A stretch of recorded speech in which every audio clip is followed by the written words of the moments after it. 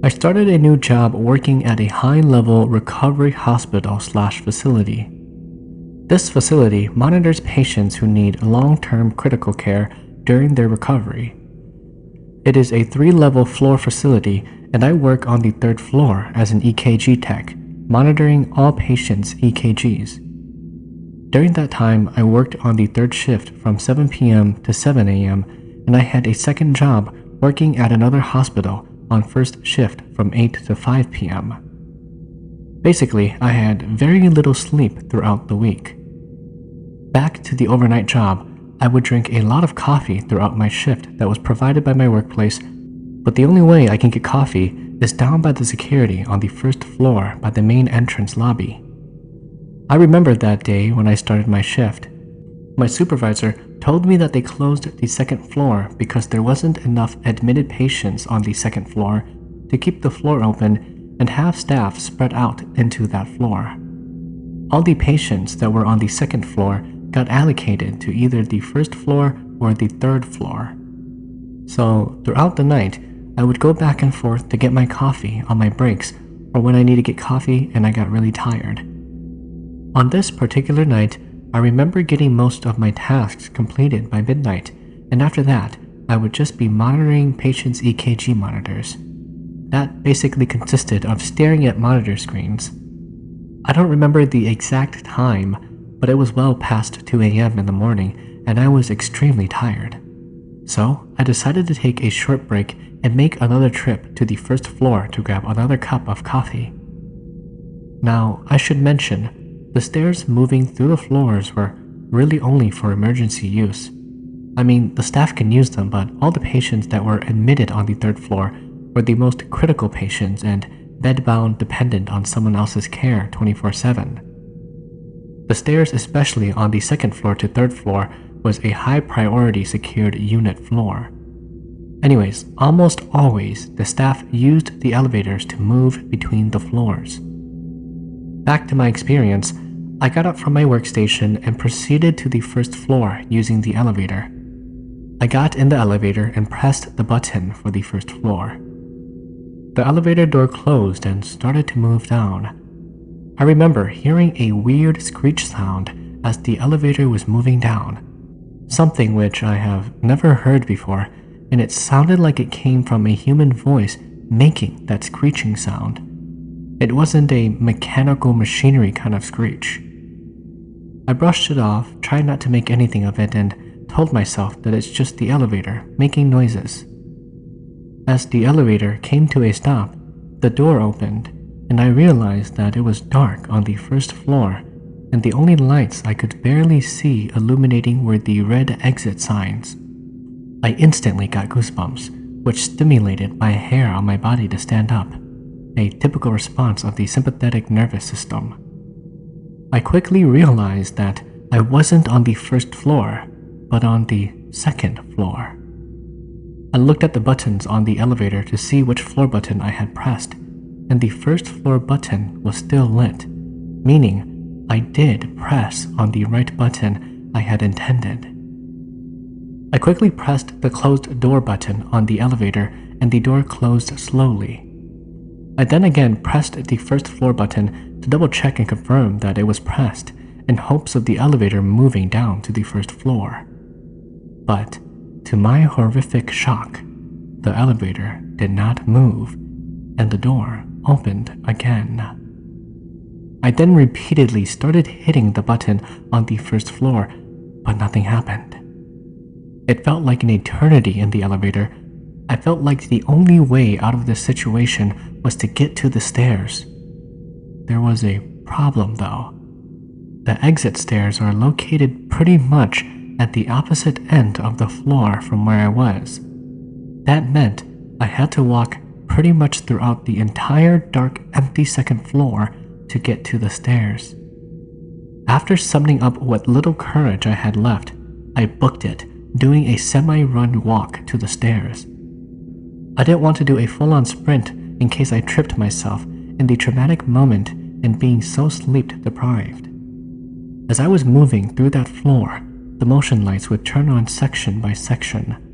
I would quickly glance around the corners or into rooms and behind my back to make sure that nothing was chasing after me.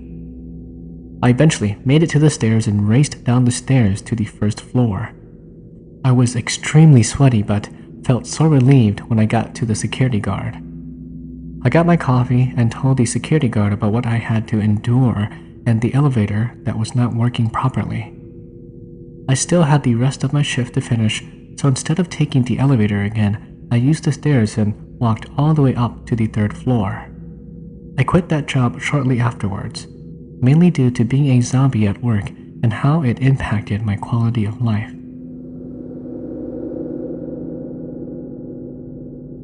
Here are a couple of stories that were told to me.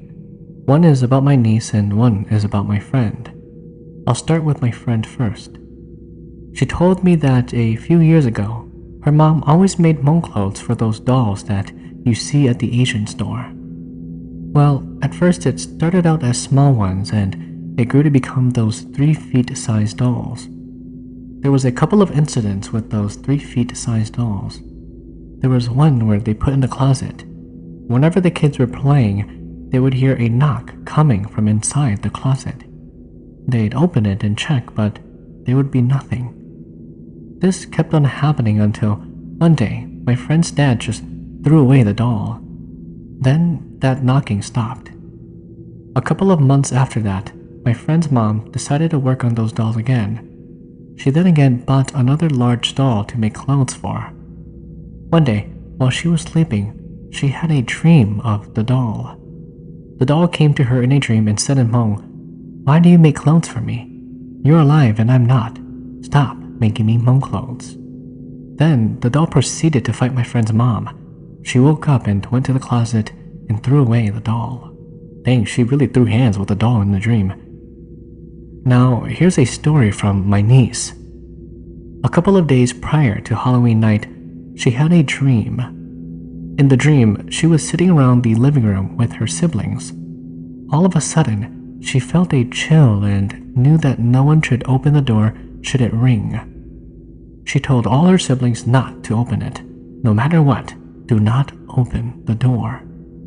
Even after she tells them, the doorbell rings and her oldest brother went and opened the door. Standing there was a little Asian girl wearing a kimono. She was just standing there, giggling at my niece and waiting to come in. When my niece woke up, she told one of her brothers. Anyways, Halloween night comes and they're all gathered in the living room, just playing games and chilling. All of a sudden, my other niece's husband comes out of his room, runs to the door, rings the doorbell, and comes back inside the house. The niece with the dream feels a chill down her spine. The brother, who knows about the dream, saw a little Asian girl in a kimono walk inside with the brother-in-law. No one sees her but the brother. Right now, she's inside their house roaming the place. Last night, while my niece and I were sitting in the living room, we heard some scratches at the window. It sounded like scratches and little knocks. My niece asks me, "Where is that coming from?" And stupidly I answered, "Oh, I think it's just the dog." She then asks, "Are you sure?" I told her that I think it's just the dog that's outside. An hour goes by and we hear the dog barking from inside the garage. I forgot who we asked, but they said that the dog was inside the garage the whole time. My niece was freaked out. Interested in sharing your stories? Submit them to HmongChronicles@gmail.com or in the description below. Here is the next story. Thank you. Long ago, there was a loving couple. The boy's name was Mihai, and the girl was named Bammo. Mihai lived by himself in a wooden Hmong house in Nonghe, Laos. His girlfriend Bammo was only a sophomore in college, but she decided to move in with him. After a couple of months of living together, the couple started hearing weird sounds around the room and seeing things moved.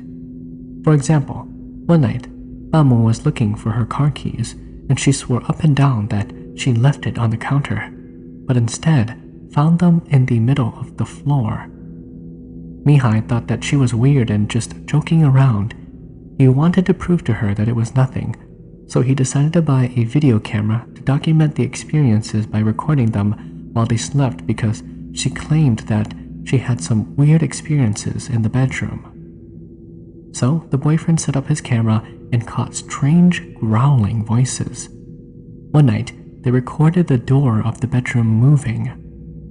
Then, on another night, it recorded the girlfriend being dragged off the bed by some unseen force. They tried having a psychic come in, but he said that he couldn't help them. The psychic said that it was an extremely evil entity.